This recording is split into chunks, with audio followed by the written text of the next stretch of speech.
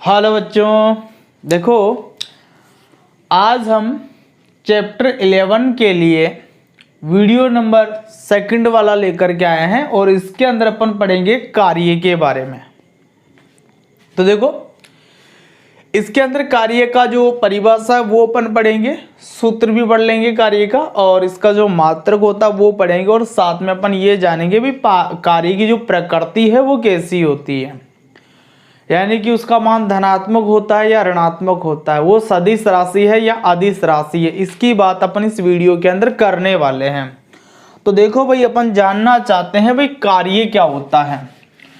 तो दैनिक जीवन में अपन क्या करते हैं कि कोई भी काम करते हैं, जैसे पढ़ाई लिखाई का अपन कार्य करते हैं तो उसको भी एक बहुत बड़ा कार्य अपन क्या करते हैं, मानते हैं। लेकिन एक वैज्ञानिक दृष्टि से कार्य अपन किसको बोलते हैं वो अपन थोड़ा सा समझते हैं। वैज्ञानिक दृष्टि से जो कार्य है वो थोड़ा सा अलग चीज है। तो मान लीजिए भाई, आपके पास में यहां पर एक वस्तु है, यहां पर क्या एक वस्तु है, और इस वस्तु के ऊपर आप एक बल लगा रहे हैं। क्या किया आपने, इस वस्तु के ऊपर एक बल लगा दिया, यानी कि इसको ऐसे धक्का मार रहे हो आप। तो बल लगाने के बाद में ये वस्तु अपनी जगह छोड़ करके यहां पर आ गई है, ठीक है। तो ये इस वस्तु का प्रारंभिक बिंदु है और ये इस वस्तु का अंतिम बिंदु है। वस्तु के प्रारंभिक बिंदु और अंतिम बिंदु के बीच की सीधी दूरी को अपन बोलते हैं विस्थापन। क्या बोलते हैं? विस्थापन बोलते हैं भाई। विस्थापन को एस की सहायता से दिखाया जाता है। तो देखो, हमने इस वस्तु के ऊपर बल लगाया, बल लगाने से वस्तु खिसक करके यहां आ गई। तो इस वस्तु के प्रारंभिक बिंदु और अंतिम बिंदु के बीच की दूरी को अपन क्या बोलेंगे? विस्थापन बोलेंगे, ठीक है। तो भाई कार्य का मतलब यह है कि किसी वस्तु पर बल लगा करके उसको विस्थापित कर देने की क्रिया कहलाती है कार्य। किसी वस्तु पर बल लगाकर उसको विस्थापित करने की क्रिया क्या कहलाएगी? कार्य कहलाएगी, ठीक है। तो भाई कार्य की परिभाषा अपन क्या देंगे? किसी वस्तु पर बल लगाकर उसे विस्थापित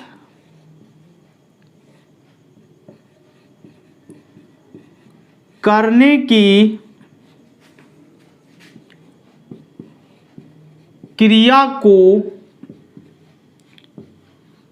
कार्य कहते हैं, कार्य कहते हैं। तो कोई वस्तु है और उसको उसके ऊपर बल लगा करके उसको विस्थापित अपन कर दे तो वो क्रिया क्या कहलाएगी? कार्य कहलाएगी। अब देखो, वैज्ञानिक दृष्टिकोण से क्या होता है कि किया गया जो कार्य है उसका मान जो होता है लगाए गए बल और बल की दिशा में जो विस्थापन हुआ है उसके गुणनफल के बराबर होता है, ठीक है। तो भाई देखो, वैज्ञानिक दृष्टिकोण से यदि अपन वैज्ञानिक दृष्टि से देखें तो किया गया कार्य का मान किसके बराबर होगा? लगाया गया बल और बल की दिशा में जो विस्थापन है उसके गुणनफल के बराबर होगा। से किया गया कार्य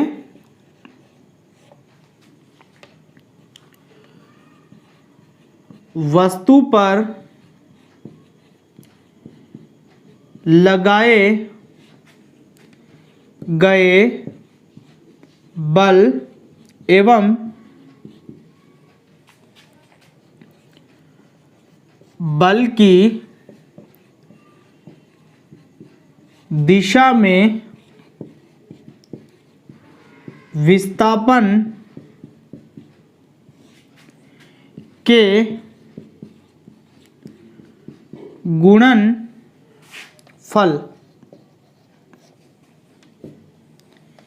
के बराबर होता है।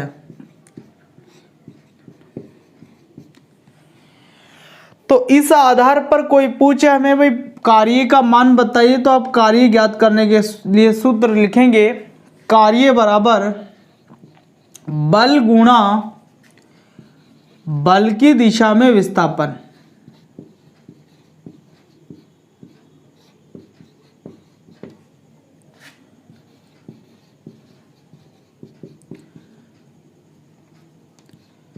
तो आप कार्य ज्ञात करने का सूत्र क्या बताएंगे, कार्य बराबर बल गुणा बल की दिशा में विस्थापन। ठीक है, अब इसी सूत्र को मैं संकेतों के रूप में लिखूं तो कैसे लिखूंगा देखना।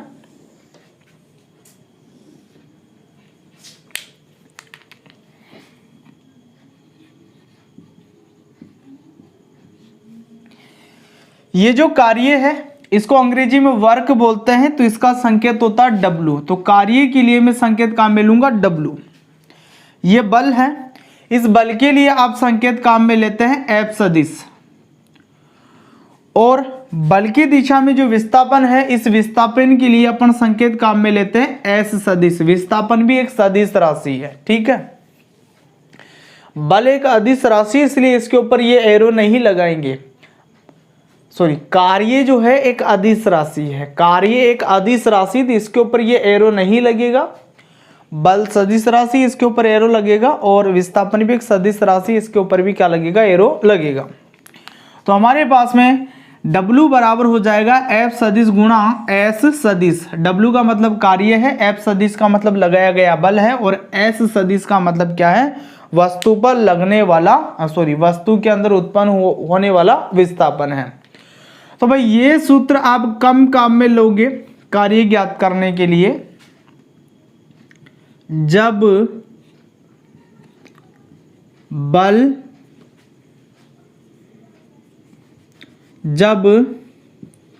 विस्थापन बल की दिशा में हो,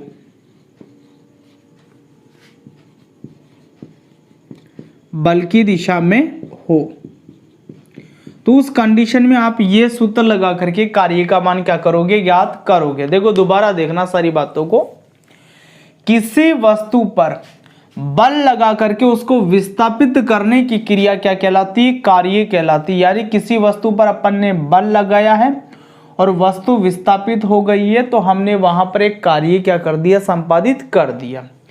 वैज्ञानिक दृष्टि से हमने कहा है कि किसी वस्तु पर लगाया गया बल और उसका जो विस्थापन का गुणनफल है वो ही उस पर हुआ जो कार्य है उसके बराबर होगा। तो उस आधार पर अपन ने सूत्र लिखा, कार्य बराबर बल गुणा बल की दिशा में विस्थापन। और संकेतों के रूप में अपन ने लिखा W बराबर F सदिश गुणा S सदिश। W कार्य का संकेत है जो कि एक अदिश राशि है, F सदिश यहाँ पर बल का संकेत है, और S सदिश यहाँ पर क्या है, बल की दिशा में विस्थापन का संकेत है। तो ये सूत्र अपन कब काम में लेंगे, जब विस्थापन कहाँ हो रहा हो, बल की दिशा में हो रहा हो। ठीक है, तो एक कंडीशन ऐसी भी बनती है अपनी कि विस्थापन बल की दिशा में नहीं होता है। तो पहले आप वीडियो पॉज करके इन बातों को नोट करो, फिर उस स्थिति की मैं बात करता हूं।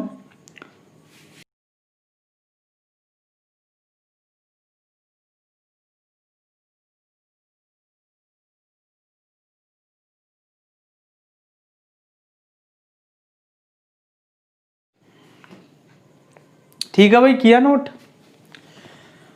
तो अब हम ऐसी स्थिति पर विचार करेंगे जिसके अंदर बल की दिशा और विस्थापन की दिशा क्या हो, अलग अलग हो।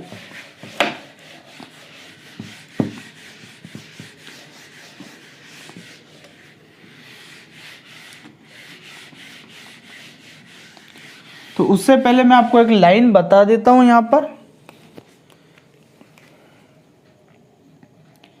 यदि विस्थापन की दिशा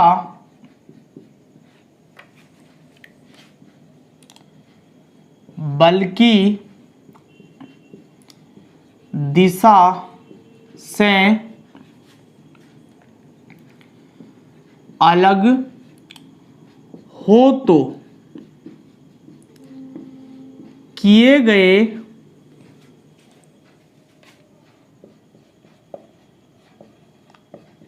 कार्य का मान विस्थापन एवं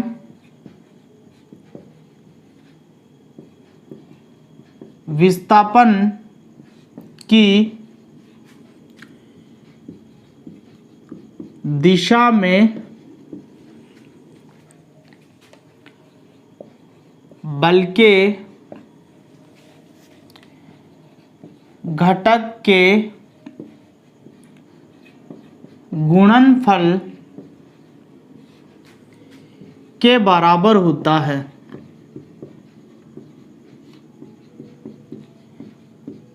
तो इसी लाइन को अपन समझेंगे। अब जो बात है वो तो मैंने लिख दी है, लेकिन इस बात को अपन समझना चाहते हैं। तो देखो भाई, इसके लिए एक उदाहरण मैं ले रहा हूं यहां पर। देखो,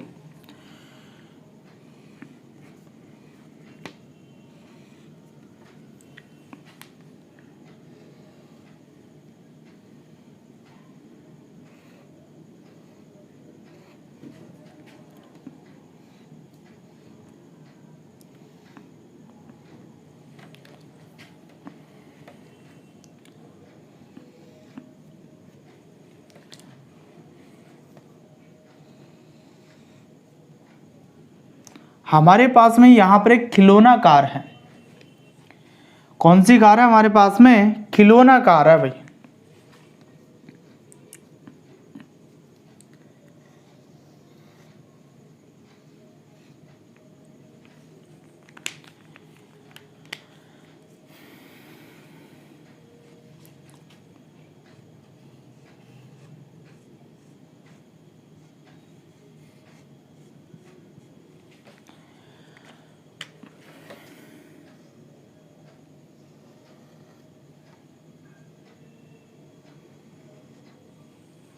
ये खिलौना कार,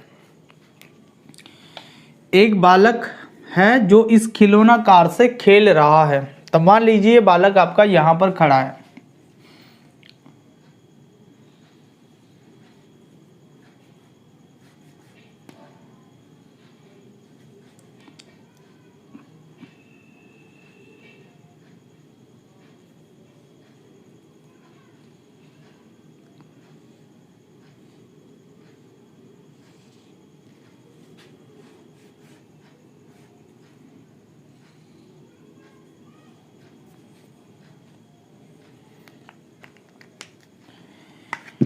ये बालक आपका यहां पर क्या है?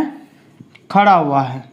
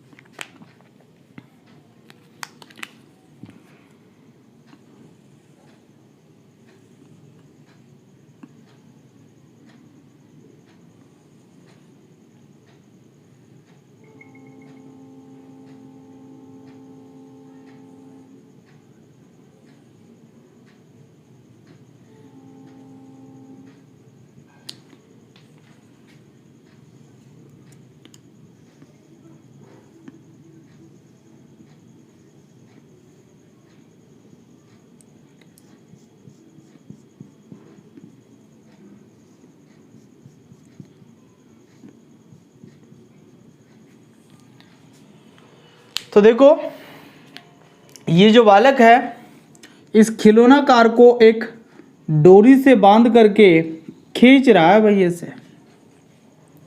ऐसे पकड़ करके ये इसको क्या कर रहा है, खींच रहा है, ऐसे खींच रहा है ये इसको। तो कार जो है क्या कर रही है, धरातल के ऊपर गति कर रही है।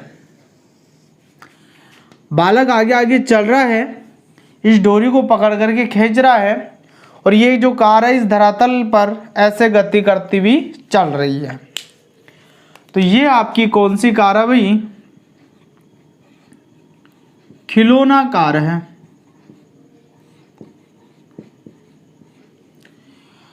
और ये डोरी की सहायता से इसको पकड़ करके ऐसे खींच रहा है, तो ये हो गई इसकी बल की दिशा। लेकिन कार इस दिशा में नहीं जा रही है, कार तो धरातल के सापेक्ष ऐसे गति कर रही है, बिल्कुल सीधी। बल तो थोड़ा ऐसे तिरछा लग रहा है और कार ऐसे गति कर रही है। तो भाई मैं यहां पर दिखा देता हूं विस्थापन की दिशा, विस्थापन की दिशा। तो अब यहां पर आप एक चीज नोटिस करो कि बल तो इस दिशा में लग रहा है, जबकि ये खिलौना कार तो इस दिशा में क्या हो रही है, विस्थापित हो रही है। तो यहाँ पर बल की दिशा और विस्थापन की दिशा दोनों ही कैसी आ रही है, अलग अलग आ रही है। तो इस स्थिति के लिए मैंने लाइन लिखी है कि यदि विस्थापन की दिशा बल की दिशा से अलग हो तो किए गए कार्य का मान विस्थापन एवं विस्थापन की दिशा में बल का घटक, ध्यान देना भाई, विस्थापन और विस्थापन की दिशा में किसका घटक, बल का घटक के गुणनफल के बराबर होता है। तो देखो भाई, आपका जो वास्तविक बल है वो तो यहां लग रहा है, इस दिशा में लग रहा है इससे, लेकिन ये कार इस दिशा में विस्थापित हो रही है। तो इसका मतलब ये है कि ये जो बल है ना आपका वास्तविक, इसका कुछ हिस्सा इस विस्थापन की दिशा में है, और इस बल का वो जो कुछ हिस्सा है उसे ही अपन बोलते हैं बल का घटक, उसे ही अपन बोलेंगे विस्थापन की दिशा में बल का घटक। और वो बल का घटक क्या कर रहा है, इस खिलौना कार को विस्थापन की दिशा में आगे बढ़ाने का कार्य कर रहा है। भाई वास्तविक बल तो इस दिशा में लग रहा है, लेकिन इस बल का कुछ भाग ऐसा होगा जो इस विस्थापन की दिशा में कार्य कर रहा होगा, और इसी कारण से ये जो कार है, खिलौना कार है, ये आगे की दिशा में क्या कर रही है, गति कर रही है, अन्यथा ये इस दिशा में गति नहीं करती। ठीक है, तो भाई देखो इस चित्र को थोड़ा सा अपन गणितीय रूप से देखेंगे अब। तो जैसे मान लीजिए यहां पर एक बिंदु है, मान लेता हूं उसको O मान लेता हूं मैं। ये बालक इस रस्सी को या डोरी को जहां पर पकड़ रखा है, इस बिंदु को मैं मान लेता हूं A, और यहां से मैं एक लंब डाल देता हूं, तो यहां पर आकर ये कटेगा, इस बिंदु को मैं मान लेता हूं X। ठीक है, तो इस चित्र से आपको क्या बात समझ में आ रही है कि बल की दिशा जो है वो तो है OA, और वस्तु धरातल पर विस्थापित हो रही है OX दिशा में। कौन सी दिशा में, OX दिशा में। तो यहां पर एक चीज देखो आप कि ये बल की दिशा और ये विस्थापन की दिशा, इन दोनों के बीच में कोण बनेगा यहां पर, और इसी कोण को अपन बोलेंगे न्यून कोण या थीटा, क्योंकि ये कौन सा कोण है, यहां पर समकोण है। ठीक है, तो ये कौन सा कोण हो गया, न्यून कोण हो गया, जिसको अपन किसकी सहायता से दिखाते हैं, थीटा की सहायता से दिखाते हैं। तो केवल इस चीज को मैं नीचे दिखाऊं दोबारा से, तो ऐसे दिखा सकता हूं।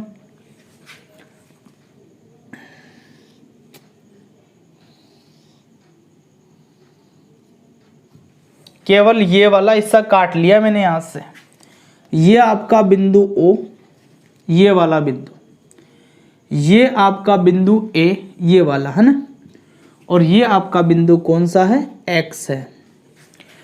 तो ये है आपकी बल की दिशा, बल की दिशा, और ये है आपकी विस्थापन की दिशा। और बल की दिशा और विस्थापन की दिशा के बीच में कितने डिग्री का कोण बन रहा है यहाँ पर, जिससे अपन क्या बोल रहे हैं, न्यून कोण, क्योंकि ये यहाँ पर 90 डिग्री का कोण है, समकोण है ये। ठीक है भाई। अब देखो मैं ये सब मान लेता हूं कि इस विस्थापन की दिशा के अंदर इस बल का जो घटक है वो मान लेता हूं भाई F1 है। क्या है वो? F1। तो इस F1 का मान क्या होगा? इस विस्थापन की दिशा में ये जो बल का घटक है F1, इसका मान क्या होगा? तो इसका मान देखो मैं आपको बता रहा हूं, ध्यान देना। ये एक समकोण त्रिभुज आपके पास में पूरा। कौन सा त्रिभुज है? समकोण त्रिभुज। तो ये समकोण त्रिभुज का है आधार और ये समकोण त्रिभुज का है कर्ण। तो आधार और कर्ण के बीच में क्या बन रहा है? थीटा बन रहा है भाई। तो यदि इस थीटा को मैं ज्ञात करना चाहूं तो क्या लिखूंगा? आधार बटा कर्ण। क्या लिखूंगा? आधार बटा कर्ण। और ये आधार बटा कर्ण होता है कोस थीटा के बराबर। किसके बराबर होता है? ये कोस थीटा के बराबर होता है। तो कभी भी अपने को विस्थापन की दिशा में बल का घटक यदि ज्ञात करना है तो हमें क्या करना है? जो बल है उसको कोस थीटा से गुणा करना है। केवल जो बल है उसको किससे गुणा करना है? कोस थीटा से गुणा करना है। आपने याद कर रखा होगा गणित के हिसाब से, वो लाल बटा कक्का वाली कहानी याद होगी आपको। तो ये मान तो साइन थीटा होता है, ये कोस थीटा होता है, और आगे का कौन सा जो थीटा आपका टेन थीटा, वो उसका मान हो गया। तो हमें तो आधार बटा कर्ण दिखा यहाँ पर, आधार बटा कर्ण, जो किसके बराबर है? कोस थीटा के बराबर है। तो विस्थापन की दिशा में जो बल का घटक होगा वो किसके बराबर होगा? जो वास्तविक बल है उसको यदि अपन कोस थीटा से गुणा कर दे तो वो उसके बराबर होगा। तो मैं यहाँ साइड में लिख देता हूँ कि आपका जो F1 है वो किसके बराबर होगा भाई? F कोस थीटा के बराबर होगा। किसके बराबर होगा? F कोस थीटा के बराबर होगा। विस्थापन की दिशा में कभी भी अपन बल का घटक ज्ञात करना चाहते हैं तो उस बल को बस कोस थीटा से क्या करना है? गुणा करना है।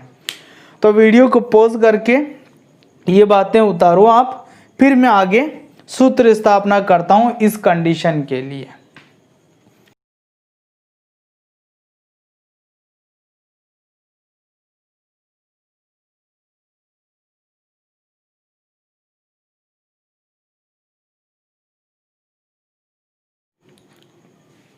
ठीक है भाई, किया नोट?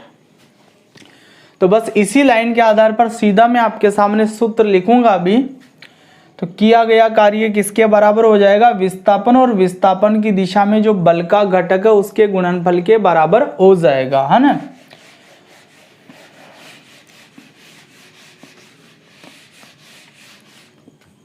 तो देखो भाई यहां पर कार्य बराबर विस्थापन की दिशा में बल का घटक गुणा विस्थापन। इस सूत्र की सहायता से अपन क्या करेंगे? कार्य का मान ज्ञात करेंगे। कब करेंगे ऐसा? जब बल की दिशा और विस्थापन की दिशा अलग अलग हो। अब देखो भाई, इसी चीज को मैं संकेत रूप में लिख रहा हूं, तो कार्य को अपन दिखाते हैं W से। विस्थापन की दिशा में बल का घटक अपन ने माना है F1, तो यहां पर मैं लिख देता हूं F1 गुणा विस्थापन मान लेते हैं अपन, कितना हुआ होगा? S हुआ होगा। तो विस्थापन को अपन S मान लिया अपन ने, ठीक है। अब आपको पता है कि ये F1 किसके बराबर है? F कोस थीटा के बराबर है। तो W बराबर हो जाएगा F कोस थीटा गुणा एस, या आप इसको सीधे ऐसे लिख सकते हो कि W बराबर F S cos theta, cos theta.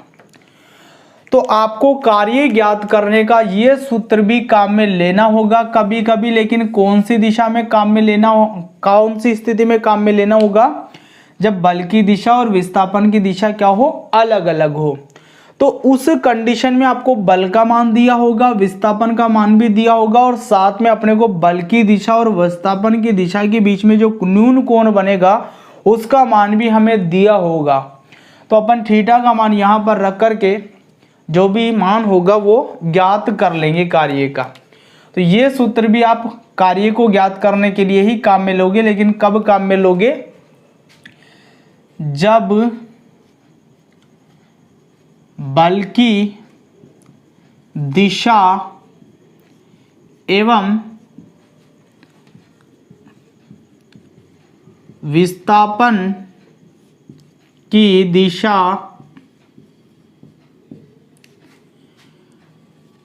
अलग अलग हो, बल की दिशा और विस्थापन की दिशा क्या हो, अलग अलग हो, उस कंडीशन में आपको ये सूत्र क्या करना है, काम में लेना है। तो वीडियो पॉज कीजिए और ये सूत्र आप नोट कर लीजिए।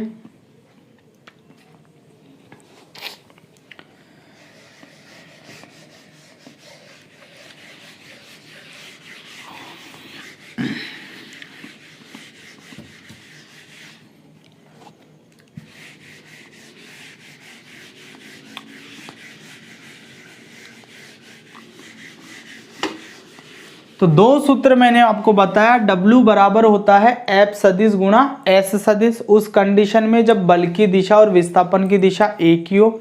और दूसरा सूत्र मैंने बताया है W बराबर एफ एस कोस थीटा, उस कंडीशन में जब बल की दिशा और विस्थापन की दिशा कैसी हो, अलग अलग हो। ठीक है, तो दोनों सूत्र अलग अलग कंडीशन में अपन काम में लेंगे। जब बल की दिशा और विस्थापन की दिशा एक ही रही हो तो उस कंडीशन में आपको सीधा बल को विस्थापन से गुणा करना है, और जब बल की दिशा और विस्थापन की दिशा अलग हो तो उस स्थिति में अपने को ये सूत्र काम में लेना है, एफ एस कोस थीटा। तो इस बात को मैं मिटा रहा हूं, इसके बाद में अपन जो कार्य है उसके मात्रक देखेंगे। तो मैं इन बातों को मिटा दूं अब, ठीक है।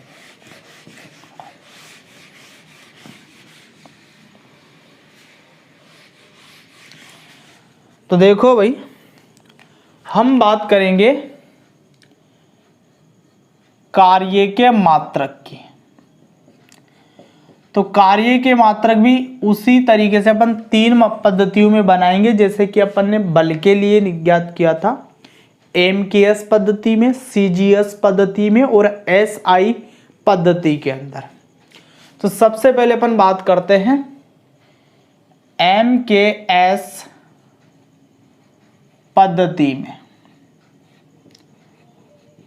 तो देखो भाई, आप सभी को पता है कार्य बराबर होता है बल गुणा विस्थापन, बल गुणा बल की दिशा में विस्थापन, ऐसा बोलते हैं अपन, मैंने शॉर्ट में लिखा है। तो देखो MKS पद्धति में ये जो बल होता है इसका मात्रक मैंने आपको पिछले वीडियो में बताया था। तो इसका मात्रक क्या होता है, किलोग्राम मीटर प्रति सेकंड स्क्वायर, जिसको अपन न्यूटन भी बोलते हैं। और विस्थापन का जो मात्रक होता है MKS पद्धति में वो होता है मीटर, तो गुणा मीटर कर देता हूं मैं, ठीक है। अब आपको ये भी पता है कि किलोग्राम मीटर प्रति सेकंड स्क्वायर किसके बराबर होता है, न्यूटन के बराबर होता है। तो न्यूटन गुणा मीटर में यहां पर लिख देता हूं। तो कार्य का MKS पद्धति में जो मात्रक होता है वो होता है न्यूटन गुणा मीटर। क्या होता है, न्यूटन गुणा मीटर। कार्य का MKS पद्धति में जो मात्रक होगा वो होगा न्यूटन गुणा मीटर। M का मतलब है मीटर, K का मतलब है किलोग्राम और S का मतलब है सेकंड। मतलब क्या हुआ इसका कि लंबाई जैसे कोई चीज है तो उसको मीटर में रखना है, द्रव्यमान जैसी कोई चीज है तो उसको किलोग्राम में रखना है, और समय की चीज है तो उसको सेकंड में रखना है। तो देख लो यहाँ द्रव्यमान किलोग्राम में है, लंबाई मीटर में है और समय सेकंड में है। यहाँ पर भी जो विस्थापन या लंबाई है वो किस में है, मीटर में है। तो ये पूरा न्यूटन के बराबर है, इसलिए अपन ने न्यूटन गुणा मीटर लिख दिया है। इसके बाद में देखो दूसरा CGS पद्धति में। तो भाई CGS पद्धति का मान देखते हैं पहले। तो यहाँ बल, CGS पद्धति में बल का जो मात्रक होता है वो होता है डाइन, या तो डाइन बोलते हैं अपन, या फिर ग्राम सेंटीमीटर प्रति सेकंड स्क्वायर बोलते हैं। तो अपन सीधा डाइन ही काम में लेंगे यहाँ पर। तो भाई अपन ले लेते हैं यहाँ पर डाइन, ठीक है। डाइन को D से भी अपन दिखाते हैं। और ये विस्थापन है, इस विस्थापन को अपन यहाँ पर सेंटीमीटर में दिखा लेते हैं। देखो C का मतलब सेंटीमीटर से है, G का मतलब ग्राम से है और S का मतलब सेकंड से है। तो द्रव्यमान को किस में रखना है, ग्राम में रखना है, और लंबाई को किस में रखना है, सेंटीमीटर में। तो वो विस्थापन भी होता है एक प्रकार की लंबाई है, तो उसके लिए अपन यहाँ पर क्या काम में लेंगे, सेंटीमीटर काम में ले लेंगे, सेंटीमीटर। तो भाई आपके पास में CGS पद्धति में इसका मात्रक क्या है, डाइन गुणा सेंटीमीटर। और इस डाइन गुणा सेंटीमीटर को एक नया नाम और मिला हुआ है अर्ग, ERG, अर्ग, ठीक है। तो कोई कार्य का आपको CGS पद्धति में मात्रक पूछे तो आप डाइन गुणा सेंटीमीटर भी बता सकते हो, और इन दोनों की जगह आप सीधा अर्ग शब्द भी क्या कर सकते हो, काम में ले सकते हो। इसके बाद में इसका SI मात्रक की बात करते हैं अपन। तो कार्य का जो SI मात्रक होता है वो होता है जूल। कार्य का SI मात्रक क्या होता है, जूल होता है। और जूल को अपन किसकी सहायता से दिखाते हैं, J की सहायता से दिखाते हैं। तो ये बात हो गई इनके अलग अलग पद्धति के अंदर जो मात्रक है उनकी। देखो हमने क्या बताया है कि MKS पद्धति में कार्य का मात्रक न्यूटन गुणा मीटर होता है, CGS पद्धति में डाइन गुणा सेंटीमीटर या अर्ग होता है, और SI मात्रक इसका क्या होता है, जूल होता है। अब हम एक काम करना चाहते हैं कि ये जूल और न्यूटन गुणा मीटर है, इसके बीच में संबंध देख लेते हैं पहले, और उसके बाद में अपन क्या करेंगे कि ये डाइन गुणा सेंटीमीटर या अर्ग है, इसके बीच का भी क्या कर लेंगे, संबंध देख लेंगे। तो यहाँ पर मैं एक काम करूँगा, पहले ये जो जूल होता है तो इस एक जूल की परिभाषा में बनाऊँगा यहाँ पर। तो पहले मैं यहाँ लिख देता हूँ भाई एक जूल की परिभाषा। तो इस परिभाषा को बनाने के लिए क्या करना है आपको, देखो बल का मान रखना है 1 न्यूटन, विस्थापन का मान रखना है 1 मीटर, तो बराबर हो जाता है 1 जूल। तो इसका मतलब यह है कि किसी वस्तु पर 1 न्यूटन बल लगाने पर यदि वस्तु 1 मीटर विस्थापित हो जाती है, किसी वस्तु पर 1 न्यूटन बल लगाने पर वस्तु 1 मीटर विस्थापित हो जाती है, तो वस्तु पर किया गया कार्य का मान कितना होता है, 1 जूल होता है, ठीक है। तो यहाँ पर मैं लिख देता हूँ, यदि वस्तु पर 1 न्यूटन बल लगाने पर वस्तु 1 मीटर विस्थापित होती है, तो किया गया कार्य 1 जूल कहलाता है, 1 जूल कहलाता है, ठीक है। तो एक साधारण सी बात अपन ने पढ़ ली यहाँ पर, भाई 1 न्यूटन गुणा 1 मीटर बराबर होता है 1 जूल। तो मैं संबंध आपको बताना चाह रहा हूँ, अब सभी मात्रकों के बीच का जो संबंध है वो कैसे निकालेंगे। तो देखो भाई, इसके लिए क्या करना है आपको, हम 1 जूल बराबर होता है 1 न्यूटन गुणा 1 मीटर, ये बात हम जानते हैं पहले से, ठीक है।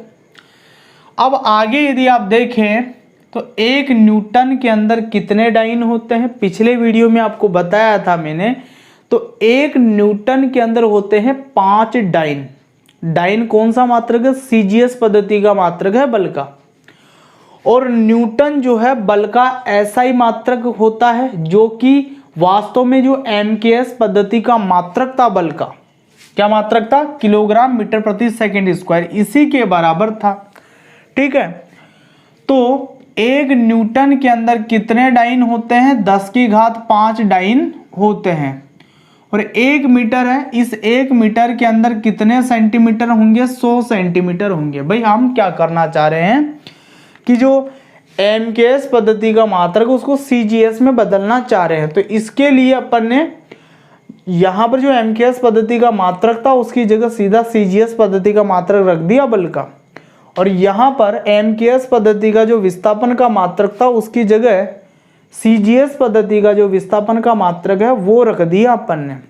ठीक है, अब आप आगे देखो, 10 की घात 5 है गुणा ये 100 है x गुणा डाइन सेंटीमीटर। तो मैं यहां लिख दूं 10 की घात 5, तो ये 2 ये हो जाएंगे, तो 10 की घात कितने हो जाएंगे? 7 डाइन सेंटीमीटर। और आपको पता है कि डाइन सेंटीमीटर किसके बराबर होता है? भाई अर्ग के बराबर होता है। डाइन सेंटीमीटर किसके बराबर होता है? अर्ग के बराबर होता है।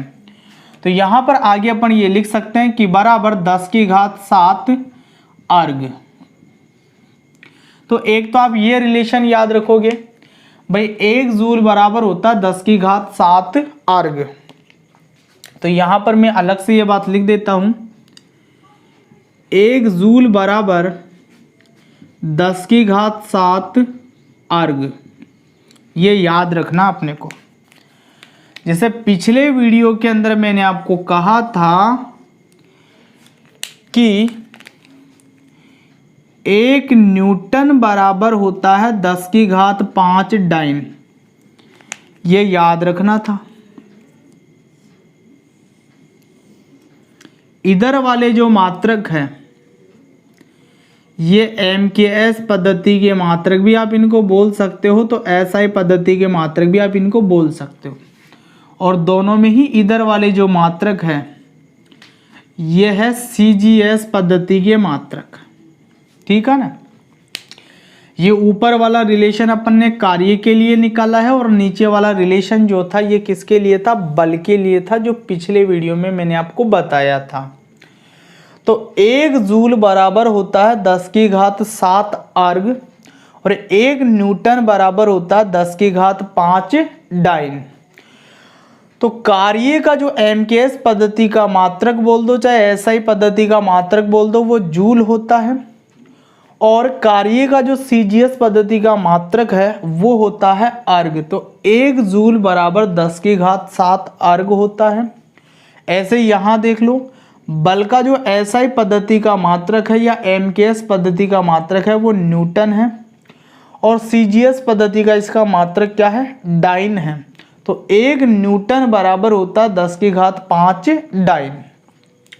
तो ये हो गए भाई कार्य के मात्रक। तो वीडियो को पॉज कीजिए और इन बातों को नोट कीजिए। इसके बाद में कार्य की प्रकृति बता रहा हूं मैं आपको।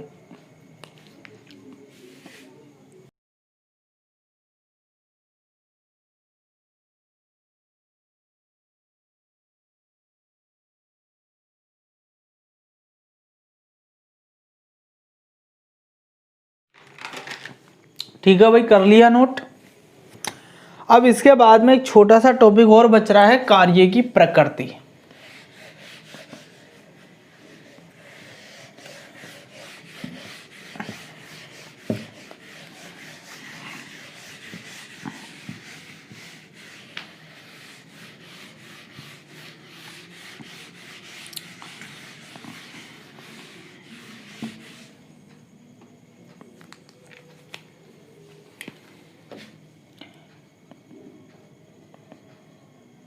कार्य की प्रकृति।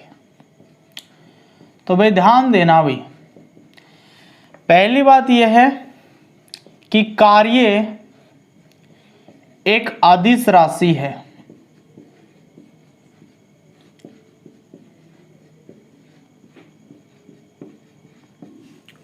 प्रकृति के अंदर पहली बात क्या है कि कार्य एक अदिश राशि है, मतलब कार्य को दिखाने के लिए अपन आंकिक मान और मात्रक काम लेते हैं। केवल इसको दिखाने के लिए दिशा की आवश्यकता नहीं होती है।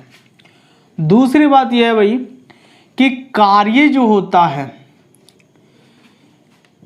इसका मान धनात्मक भी हो सकता है, यानी कि पॉजिटिव मान भी हो सकता है इसका, और इसका मान जो है वो ऋणात्मक भी हो सकता है, यानी कि इसका मान नेगेटिव भी हो सकता है। तो कार्य का मान कब तो धनात्मक होगा और कब ऋणात्मक होगा, इसके बारे में थोड़ी सी जानकारी मैं आपको देता हूं। तो देखो, मान लीजिए ये तो है वस्तु पर लगने वाले बल की दिशा,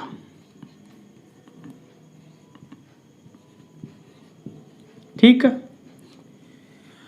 और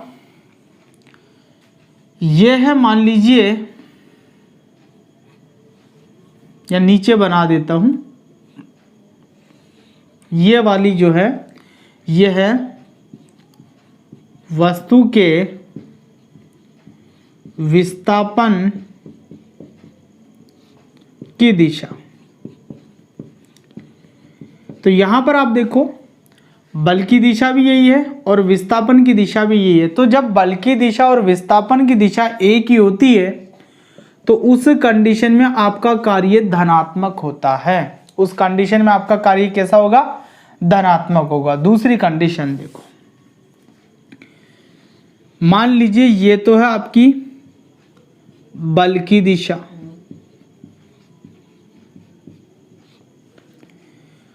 और ये है मान लीजिए विस्थापन की दिशा।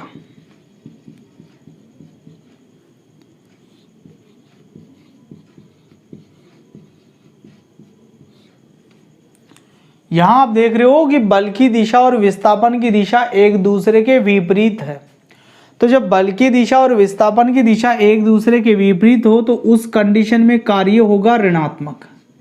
कार्य कैसा होगा? ऋणात्मक होगा। तो देखो, कार्य की प्रकृति में हमें क्या याद रखना है कि कार्य एक अदिश राशि है, यानी कि इसको दर्शाने के लिए आंकिक मान और मात्रक की आवश्यकता होती है केवल। दूसरी चीज अपन क्या कह रहे हैं भाई, कार्य का जो मान है वो धनात्मक और ऋणात्मक हो सकता है। यदि बल की दिशा और विस्थापन की, वस्तु के अंदर विस्थापन की दिशा एक समान होती है, या फिर वस्तु का जो विस्थापन है वो बल की दिशा में ही हुआ, तो उस कंडीशन में किया गया कार्य धनात्मक होगा। और दूसरी कंडीशन में क्या है कि यदि वस्तु के विस्थापन की दिशा बल की दिशा के विपरीत है तो उस कंडीशन में किया गया कार्य का मान कैसा होता है? ऋणात्मक होता है, नेगेटिव होता है। तो कार्य की प्रकृति में ये बातें आपको याद करनी है, तो वीडियो को पॉज कीजिए और बातों को नोट कर लीजिए।